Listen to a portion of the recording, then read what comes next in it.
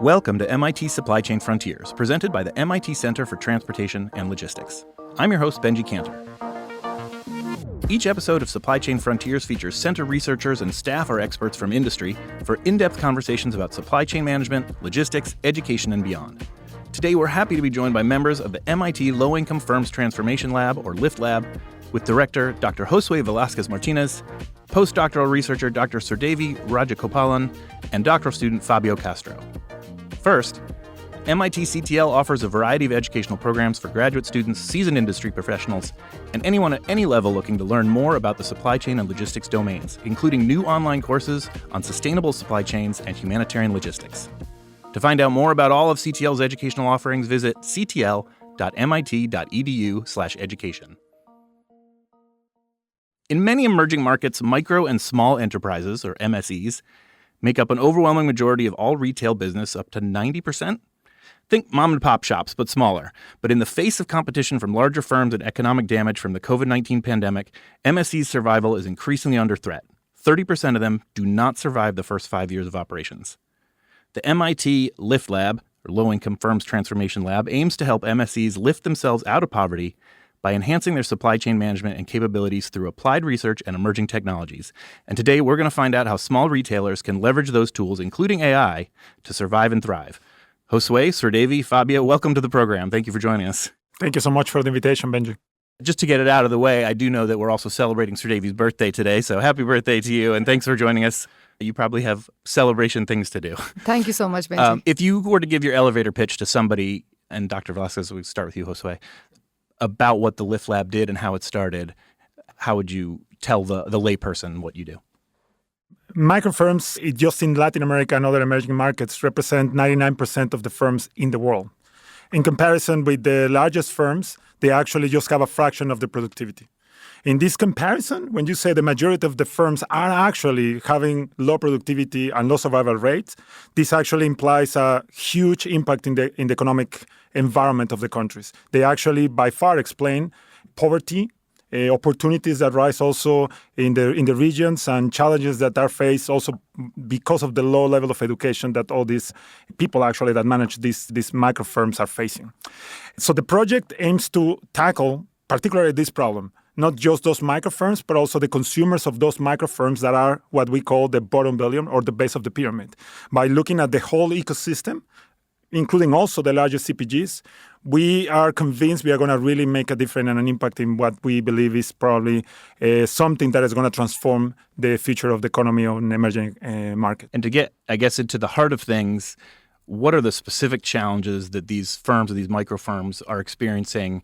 And then to kind of glom on to the term of the day, how is it that generative AI is going to affect them or help them or perhaps hinder them? Yep, absolutely. From one side, imagine that you compare these micro firms, these what we call also nano stores, because as you said in the intro, it's not a mom and pop site, it's actually smaller than a mom and pop in the US, for instance. So these nano stores are serving the low income market, most of them. But in comparison with a modern channel, and you can think of a Walmart or a Carrefour or just a big retailer. Usually a big retailer actually gets 60 days, 90 days to pay suppliers, for instance. They usually can bundle and provide economies of scale because when they place orders to either Coca-Cola, PepsiCo, Danone, they usually can agree on larger terms that will provide better price per product that they are acquiring. And this, of course, translates into offering products cheaper to consumers. Now, when you compare now the context with the micro retailers, with the nano stores, what happens is that first, how many days do they have to pay suppliers? Well, the answer is they have in average minus 2 days. So they actually have many times to pay in advance, 1.5 days in advance. In some cases, we have observed that in countries like Brazil, for certain restaurants, some companies were actually paying 1 month in advance. Now they actually seem to be financing the larger retailers. Now, in addition to this context, they also place orders that are way smaller. So they actually don't get any quantity discounts. Therefore, the products that they acquire are actually more expensive than what a big retailer might get. Now, once they get the products, they still try to, split these products to smaller versions because many times the consumers do not have a credit card. They actually pay with cash. So when you split this, it means you are actually increasing the price per product. And who is actually paying for that?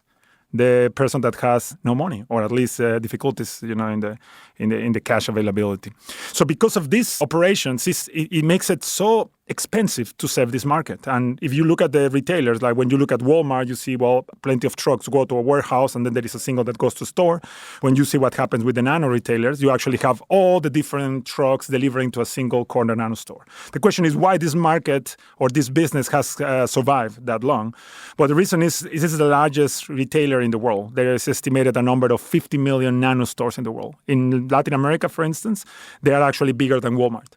The sales of Danone, PepsiCo, Coca-Cola, they actually represent from 40 to 70% of all the sales of these big retailers. In the conglomerate as a whole. Exactly. And also, if you put that, you say, we know that they actually don't manage to survive. You mentioned a figure of 30% in the first years. Yet what happens is that there is very low barrier of entry. So people do not have any other means to make a living. So what do? They open their window, they open their garage, if they have, and they just start selling whatever they can sell. And then Coca-Cola will deliver, Pepsi, they will deliver, and then suddenly you have a small version of a nano store. Well, I've got to imagine that with that many standardizing or codifying how the supply chain works, how things get to them is the real challenge, right? Like the person who's the nano store that's going to succeed is the one that figures out and works with vendors and suppliers how they actually get things and then get them out their door. And consumers. So how we see it, Benji, just to illustrate this, is for one side, whatever efforts we can make for the suppliers, the largest CPGs, to improve the delivery of goods to nano stores, that's going to decrease the price. If we help also nano stores operate, because at this point it's hard to imagine how they are doing demand planning, how they are doing inventory management decisions. Like this is not even in the discussion because at the end, they even are not having means to keep track of their records. So if you don't have data, you are actually working with your own intuition. And every time that many countries in many regions, including also some NGOs like World Bank, IDB, have really tried very hard initiatives to improve the technology adoption of these nano stores to help them make better decisions, because the contention is by having better decisions, you're going to also improve your cash availability and get better prices for the consumers that really need it. Now, the studies that we are doing in generative AI are related to particularly answering this question. Can we manage to improve the technology adoption of the nano stores and the retailers? Can we find ways to leverage the growth on these large language models to improve not just this, but also the performance in the decisions they are making? And some of the experiments that we've done in recent months are actually tackling this type of issues, which is part of the dissertation of Fabio Castro and also the work that Sreedevi is co-advising. Well, I want to get into the work that you guys are doing as well, too. And I plan to ask about sort of the efforts for standardizing those processes and standardizing the data and whether it makes sense from nanostore to nanostore to have that standardized data. So Sreedevi and Fabio, actually, you don't mind talking about sort of the work that you're focusing on for Lift Lab and what part of the country or the world that your work is focused on. So at the moment we are focusing on Latin America, particularly Mexico. So if you look at the challenge that these micro retailers face is given that they buy on cash and sell on credit to their final consumers, because majority of the consumers that they cater to are from the lower strata of the society, and hence those consumers may not be able to pay upfront when they purchase goods. So because of this, and these are exogenous factors, these are some things that are not in the control of these micro retailers, and as a result, their cash conversion cycle is longer. So the only way they can tackle this cash conversion cycle is to, through effective inventory management. Now, if you look at, how they manage inventory, the fact that they operate hundreds of SKUs, it's difficult for them to, even if they use their intuition, it is difficult, to decide on how much to buy, when to buy, and what to buy. And very quickly, just to define the SKU. SKU is a stock keeping unit. For example, if you, one of the top selling product is Coca-Cola. So an SKU could be like 500 ml Coca-Cola bottle would be one SKU. And could you also comment on cash conversion cycle? Okay. So cash conversion cycle basically is about the amount of time it takes for them to get their cash back or the return on investment. So it talks about the number of days it takes to pay their suppliers, the number of days it takes for them to receive cash from their customers, and how many days it takes to sell their goods and get money out of it. And I've got to imagine that there's challenges with that, too, because with some nanostore situations, you have a street where a truck can get down and park. And then you have nanostores where a truck cannot get down and park. And so that's got to affect where this conversion cycle where, if things aren't getting delivered because the delivery driver has to get to the next delivery stop before they can find, how does that kind of cash flow in and out? But if I can just jump in on that, Benji, very quickly. So we use metrics like the cash conversion cycle because we are interested in making things fast for the shopkeeper to get money. Right? If you see, for instance, that I need to pay you immediately to my suppliers or sometimes in advance. If, for example, I have no other option to take a credit card because if I take a credit card, then the bank is going to give me back the money in 30 days. So all those days make a difference whether I should adopt this type of payment methods or actually just focusing on the cash. Because if I lose the cash, as you know, this is the reason why all of them go to bankruptcy. So in parallel to the flow of goods, like in any supply chain, we are very much interested in understanding the financial flow and how that financial flow can actually speed up in all the metrics that we are doing so that actually more cash, more capital can actually be allocated to the shopkeeper to improve the chances for survival. To put it bluntly, their rent is due. And their rent and their landlord is expecting cash on the first of the month or whatever. Exactly. They have to wait 30 days. Yeah. And so, Fabio, if you don't mind jumping in with your work. I'll just build on this and why this situation of the cash conversion cycle is quite relevant for these micro retailers is because different than the big retailers, they don't have so much access to credit. So if they are not able to have their cash circulate back so fast, they will not be able to buy the next products, the next round of products. So they will run out of cash. While large retailers like Walmart, they have access to all the financial system to obtain credit or sell shares in stocks. Well, so Fabio, let me start with you on this question, which is, what are the solutions that LiftLab is working on, and I guess how do they work, or how do you implement them? That's sort of where I'm getting stuck. We're working on many different solutions on many parallel projects. The one I'm going to focus on is it started when we realized that these small businesses, they are adopting management systems and different technologies, and they are not adopting because of supply chain decisions. They are adopting to improve their financial management. So they're adopting these simple systems, and these simple systems happen to have very rich data about transactions, sales, purchase, inventories, that they're not using. So what we started looking at, these are rich data. It's not, how do we communicate this data with them? Should we use dashboards? Should we use charts? Should we use text? And then we realized that, all the shopkeepers, they actually use WhatsApp. They feel very comfortable talking with their customers, suppliers, and also the customers place orders through WhatsApp. They talk with everybody via WhatsApp, sending text messages. That's the most used application in Latin America, even though people in the United States are not familiar and don't like so much. They prefer SMS. And so we realized that, at the same time, the most comfortable tool they have their hands is WhatsApp. And there is just OpenAI just developed a new tool that allows people to talk in a very comfortable way with the machine. So realize that, let's merge it together and use these large language models to actually communicate the analytics of the store's data to the shopkeeper in a language he understands. And that's how we started this project. I have the impression many of the projects using generative AI, they have this hammer and they're looking for a nail to hit with the hammer, which means hey, let's do some research with large language models. In our case, we realized we had the problem, we wanted to solve and realized, hey, look, there is this new tool that we can use to solve this problem. And that's how this project started. What are the stakes for the folks who are going to be using this technology? I mean, as we said, you don't succeed, you go out of business. Are these also tools for the company, for the nano stores that are surviving 3, 4, 5+ years? Are they already doing these things? Have they already learned this on their own? Are there additional tools that they're... No, they're not learning on their own. And basically what we are trying to bring to them are all the mathematical management models and data-driven decisions that are very already common in the large companies and that are taught here in the CTL SCM program. So there is a large body of knowledge and science coming out of business schools that does not reach these micro retailers. So what we are doing, we are using their data to do analytics and communicate with them.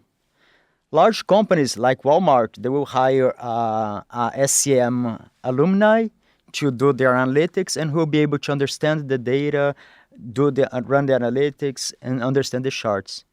The small business, they don't have somebody who is able to do this analytics. So what we are building is a tool to use the existing models in the supply chain body of knowledge and communicate it to these micro retailers in a way they understand it. So they also get benefits from these models. And from a practical standpoint, how do you implement those? How do you get these thousands and thousands and thousands of nanostores and stakeholders to participate? So one of the things that we saw is, in terms of technology adoption, one of the barriers is these micro retailers, if they do not see the perceived usefulness of that technology upfront, they may not be able to, adopt the technology. And the second thing is, second challenge that we see, or the barrier that they face, is if that technology does not come from a trusted source, they may not be willing to adopt the technology. So we had done some pilot studies in the past to be able to reach out to these nano stores with the app that our doctoral student has developed. But what we see is, like, given that they have to input the data for a period of time before they could see the result, it is difficult for them to even adopt in the first place. So going forward, what we are thinking is to collaborate with a supplier. For example, we are right now collaborating with a large wholesaler, who is catering to around 3,000 nano stores. So we are collaborating with them. Given that the micro retailers have the highest level of trust with their suppliers, so it's easier for us to reach out to these micro retailers through a supplier or through a sales agent. Yeah, because there's no database of email addresses of the nanostore holders. Correct. Yeah, so that is one way. And, if you look at answering to a question on the stakes that these micro retailers have if they don't adopt technology, the fact that inventory management is the only thing that's in their hands, given that they have to pay upfront to their suppliers and then sell on credit. So if they do not manage that inventory, like in terms of how much to buy and when to buy and what to buy, either they're going to end up having high levels of stock out, or they're going to end up having huge amounts of inventory for some goods. And that's going to actually block their cash and strain their already cash-starved business. And let me also to build on what Sreedevi commented and Fabio. We have the effort. We have, from one side, the effort of dissemination, how we are going to reach out all these hundreds or thousands of nano stores so that they could make better use of the technology. But on the other side, we are also working on the lab. We call it the lab experiment. So that means we are developing technology and testing the technology in controlled settings to really learn what is the potential they may have. And part of what Fabio started, with the dissertation is developing a chatbot, built, entirely by him, in which users could actually, submit some questions, inquiries, and then get to the prompt that we were designing, and then coming back, allowing ChatGPT to just interact in a more, as Fabio will say, a human way. So the experiment that was done actually tested these three scenarios because, as Fabio said, we know that there is low technology adoption in the nano stores, but there are some, right? And the number, and correct me on this, Fabio, should be around 30%. 1/3 of them probably are those that we study, that we have already 15,000 in this first preliminary study. 30% of them are having some sort of POS system, point of sale system. So they actually keep records, as Fabio said, very valuable data. But the question is, how many of them are using that to make decisions? And the answer is another 1/3 of them. So the question is why? And then they say, well, probably they do not understand all the things that we have already highlighted, low level of education, understanding. So what we did is build an experiment, a behavioral experiment, in which we say, well, one group is going to get simply all the records of the data, right? Sales and whatever orders. Then the second group is going to get that record of data plus dashboards, the fancy charts that you can find in a common POS system. And then the third group is going to get both, like the data, the dashboards, plus the chatbot. And the question is, what will be the effect of the chatbot in comparison with the other two? So the preliminary results show two interesting insights. One, those that were using the chatbot, 5% increase in revenue. Right? This is cash directly. This is an improvement in sales, as Sreedevi just mentioned, coming from the inventory management decisions. Now, the second is that, and this is usually the number that both of my colleagues here love to say. I love to say the 5% revenue because everybody understands this. They hate me for this because they are scientists. So they like to say how close we are to the optimal value. Can you guys help me on this one? Yes, I can certainly help. We do identify that those that use the chatbot or those who have the chatbot available for use, they change their decisions in this lab experiment so that they make closer to optimal decisions. And it's interesting, I just like to mention that these decisions are not intuitive, in the meaning that even experiment managers, even MBA students have been shown to, when they use their intuitions, their decisions are not optimal. And so what we're trying to do is to make the analytics to communicate to us the optimal decisions. And we do find that the users, they interact with the tool, and they're able to, from the tool, obtain better decisions and make decisions closer to optimal. What are they asking the chatbot? So what they ask is the decision that they'll have to make in that game, is in that simulation game, is to decide on the optimal order quantity of the products. So what they ask the chatbot is, given that they already have access to the data, they ask the chatbot, like, what is my average demand? How variable is my demand? Could you please tell me, like, if this is my optimal order quantity, what would be the outcome? So the chatbot basically helps them answer their questions and also direct them towards making decision on the optimal order quantity. So what we find is people who actually made use of the chatbot before they made the decision, where their order quantity was closer to the optimal order quantity of the model that the model predicts. So it's very base. If I'm the nanostore owner, am I saying to the chatbot, I ordered 20 cases of Coke, should I order 30? Or like, how specific do they get? Yeah, we try to control in this. The idea is to have that possibility in practice. But the challenge is, if we want to test just interaction without knowing, because we know that future is uncertain. In this control setting, we know what is the optimal solution, right? But in reality, we will never know what's actually the right amount to order because demand is uncertain. There are many patterns, many factors may actually affect in practice. So what we do is to try to constrain that those questions will not get the specific answer how much to order, but just information in how to understand, read the data, and already the context they already have as an organization.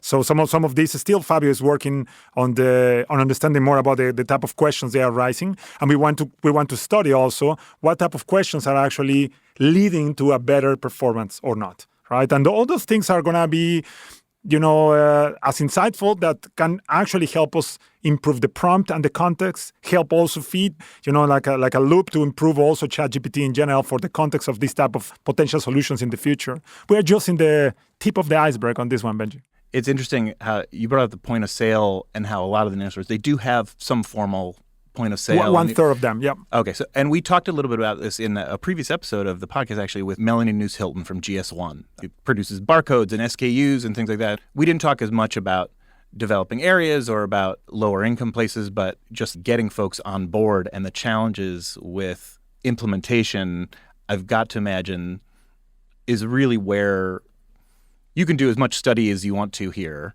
and create these amazing tools. It's a matter of getting people to use them. And so I'm kind of curious about that. I believe it's a totally fair question. Some of the things that we are doing, actually, Sreedevi just mentioned, we already identified that the challenge is what's the value we're going to gain, right? Like how useful it is. Like you come and ask me questions and you're telling me to use a technology, which, by the way, is going to help me track information, but also somebody else that is having the technology. Well, if you tell somebody that if you implement this, your profits will go up 5%, like you said earlier. True. That's got to be a big draw, right? Yet there is always privacy issues, right? Probably one figure that we haven't commented on, but we are very much aware is that in these markets, it varies from 40 again to 70% of informality. So from 40 to 70% are not actually paying taxes. So we know where they are. They actually are identified as economic unit, yet they are not providing more information because of this concern of taxation. And this is another discussion, but we know this is definitely a challenge to actually overcome. So the way that we are targeting this, we have identified, we've run, the exercise, as Sreedevi said, we are focusing in Mexico now, but we work with 9 countries, with 20 plus universities in Latin America. We've learned a lot in 7 years running all of this before we actually are now developing this type of initiatives. But some of the things that we've learned through the focus groups and the workshops we've done with them is what are the things that they are mostly concerned. We take part of a special Facebook page in which we estimate there should be around 100,000 nano retailers. And we see what are the things that they are exchanging, what type of questions they are asking among themselves. And we actually discover one of the things that they care the most is actually the pricing, how much they should charge for specific products to consumers. So what others are charging, and they will ask, how much you're charging, how much you're charging. So following this is another, by the way, research also with Camilo, another PhD student now in Mexico. By the way, footnote, we know that Camilo now is had a little accident in basketball, so we are wishing him well, just as a footnote. But one of the things that Camilo brought is, why don't we build a pricing app? And same idea, right? Working also with Fabio here, with Sreedevi, we develop a price app, taking information from the government to have the prices of nanostores. And just to tell you how it works, a nanostore owner or operator takes the app and says, oh, how much are my peers charging for this particular product? Takes a look, and there is a map showing the locations of the other nanostores and saying what is the price they're charging. Now, this one was taking, oh my goodness, like awesomely good. Like everybody got very excited about this app. Now what we are doing is, this is a way to gain also the trust to show that we have good intentions. We are developing now in a partnership with Vintagium an app that is going to be professional to help shopkeepers answer these questions. And our intention is to use that to later build capabilities as adding a chatbot. Maybe adding ways in which you can interact and ask questions, and we may learn more and also develop new technologies for you. Now we will find a way to also ask you other questions, but also maybe implement the app that Fabio is working with Sreedevi on inventory replenishment.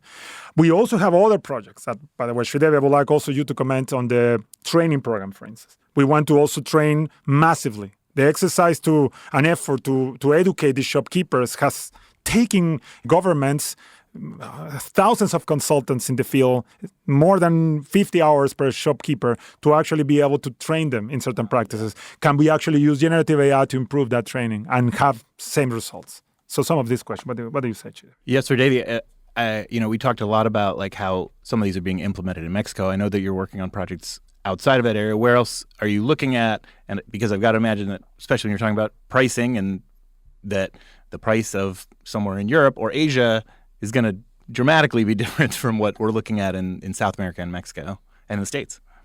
Yeah. So if you look at the need for a pricing app in Mexico or in Latin America, what surprised me was the way they sell their goods, they do not have a maximum retail price on the product. Interestingly, when you look at India, every product that's sold in the retail sector will have an MRP, which is a maximum retail price. So that basically helps the micro retailers over there. They don't go look for prices like what is the price at which my supplier is selling, or what is the price at which I need to sell this. So there they have a tie-up with their supplier, and then they decide, depending on the MRP, how much do they have to sell. But in a Latin American context where you do not have that price, a standard, it's important that we provide something that will help them, to price their products better.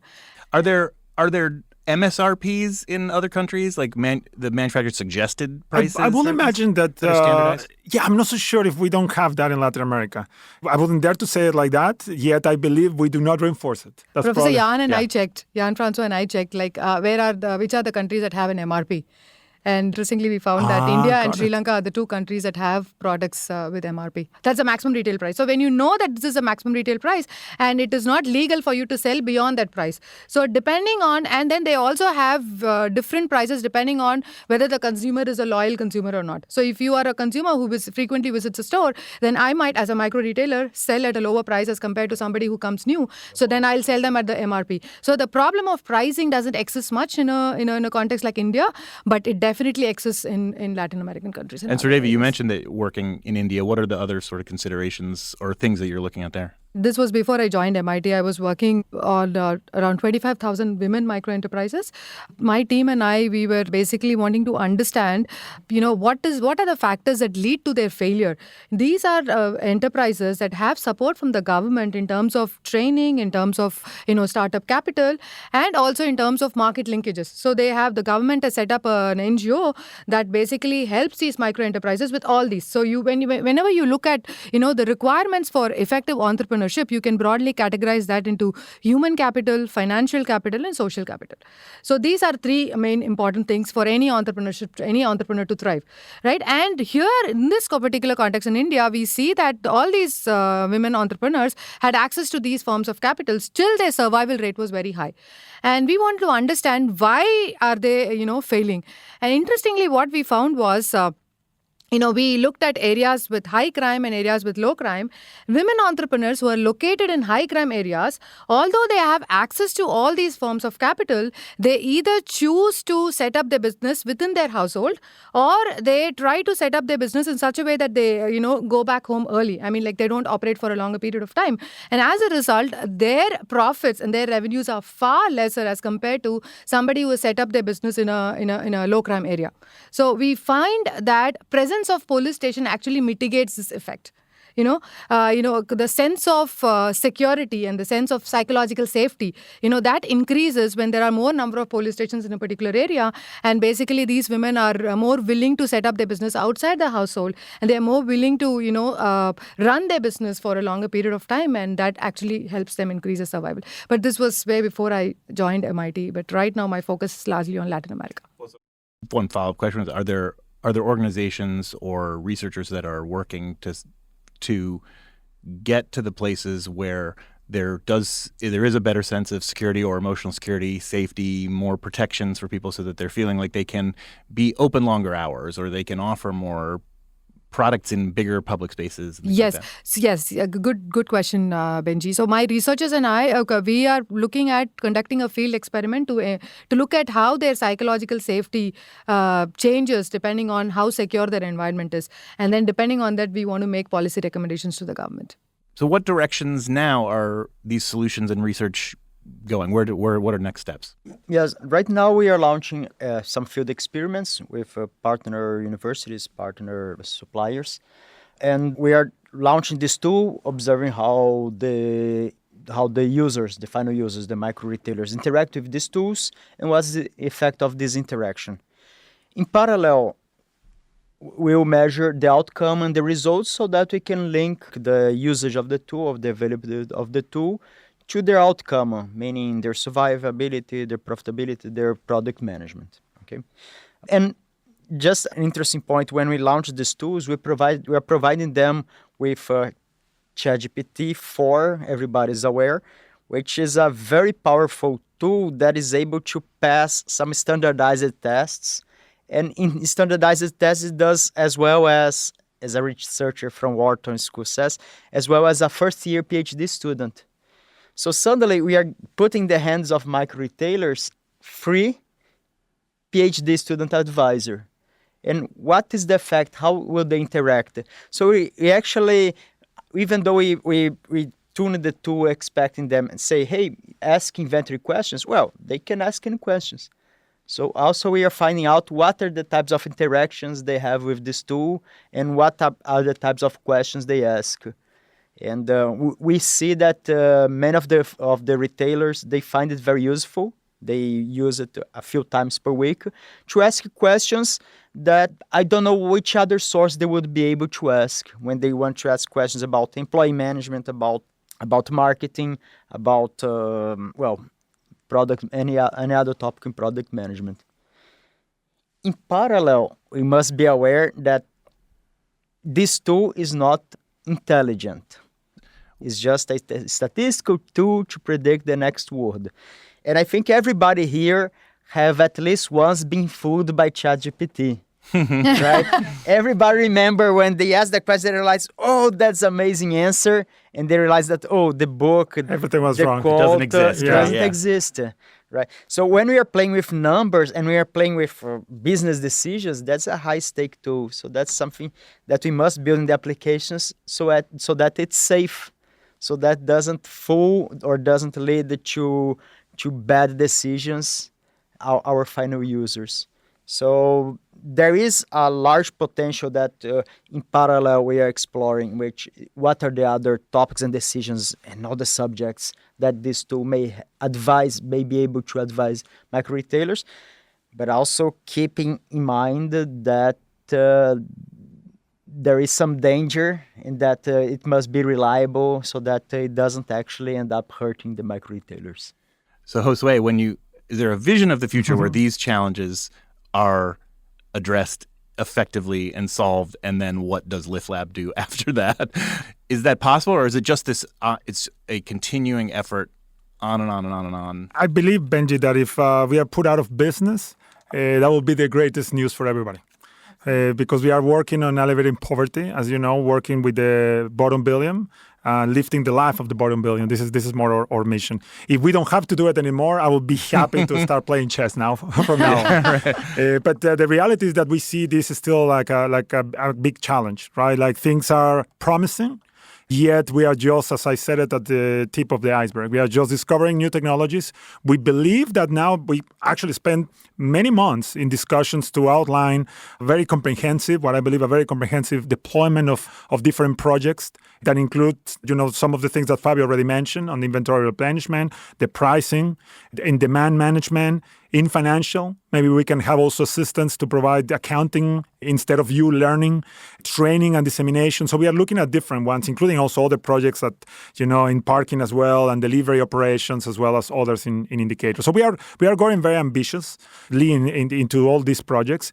Yet we know that the technology is gonna keep evolving. So we are just discovering very little, and we know that this prompt is gonna get only better and better. We are going to probably learn more what type of questions we should address with ChatGPT and which others we should not, and try to look for formal optimizations. But this always reminds me the case of Wikipedia. You probably will remember because I believe we both are around the same age, Benji.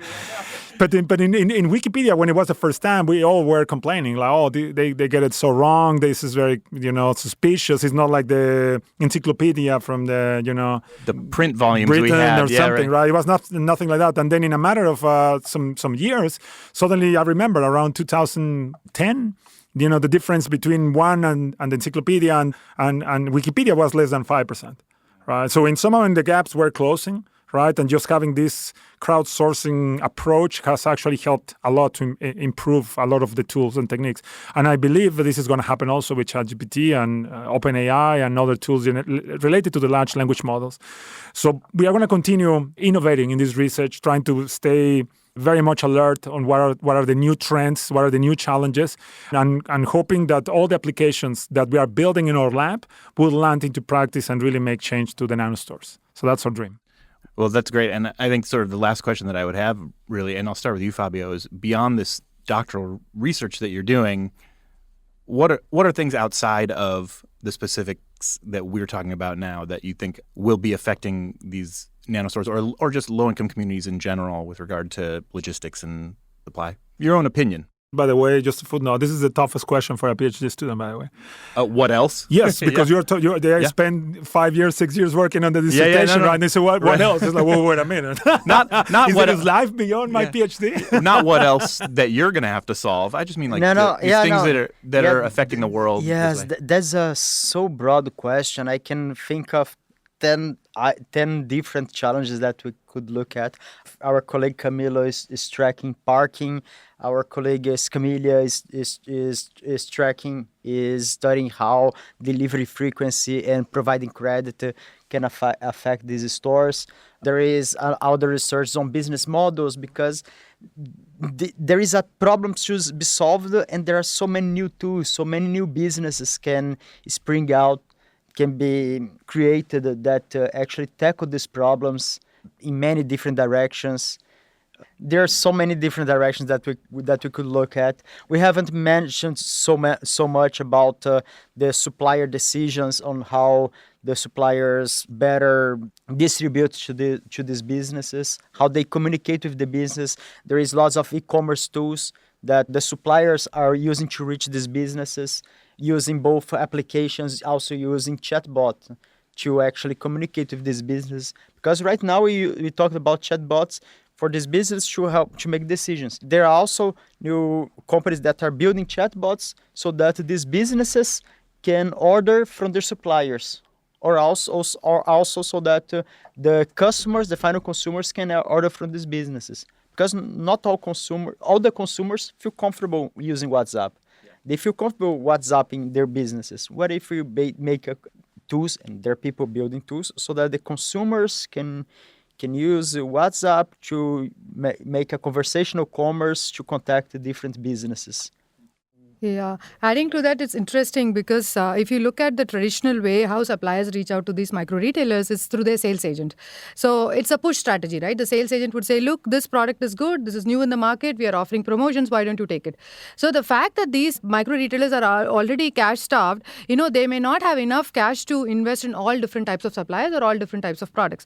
Now, the fact that the supplier, themselves are giving a chatbot for these micro retailers to place orders, it would be interesting for us to see how now there's more control with the micro retailers to decide the product assortment, to decide on the order quantity, and how it would eventually, help them manage their businesses better. So I think that's a good study that we are currently pursuing with a wholesaler to see like how it impacts between a sales agent telling the micro retailer what to buy, then a micro retailer deciding what to buy.